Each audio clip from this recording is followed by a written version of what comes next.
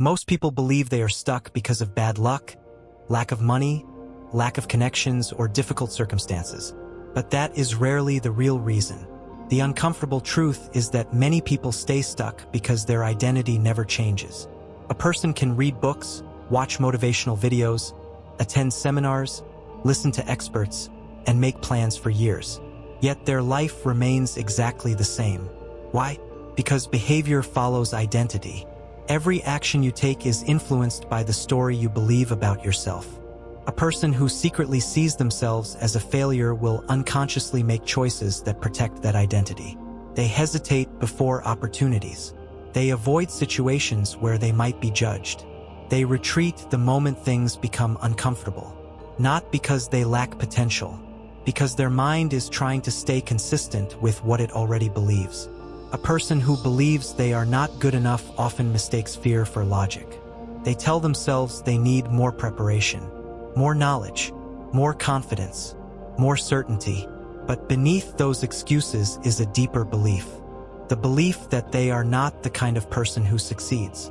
This is the hidden cause most people never notice. They spend years fighting external problems while carrying internal limitations. Ancient wisdom understood this long before modern psychology existed. Ancient philosophers observed that two people could experience the exact same event and produce completely different outcomes. One became stronger, the other became bitter. One grew, the other stayed trapped. The event was the same. The interpretation was different. Events are not always the prison. Our interpretation of events becomes the prison. Modern psychology calls these self-limiting beliefs. These beliefs quietly influence decisions, habits, relationships, ambitions, and ultimately the direction of a person's life. Your mind constantly searches for evidence to support what you already believe. Most people never make a clear decision. They stay in a state of hesitation, and hesitation quietly becomes a lifestyle. Days turn into months. Months turn into years. Eventually, what felt temporary becomes permanent.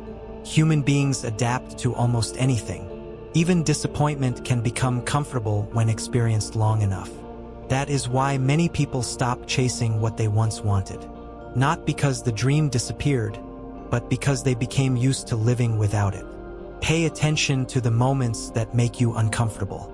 Those moments often reveal where growth is trying to happen. The conversation you avoid, the risk you postpone, the opportunity that scares you. These are often clues, not obstacles.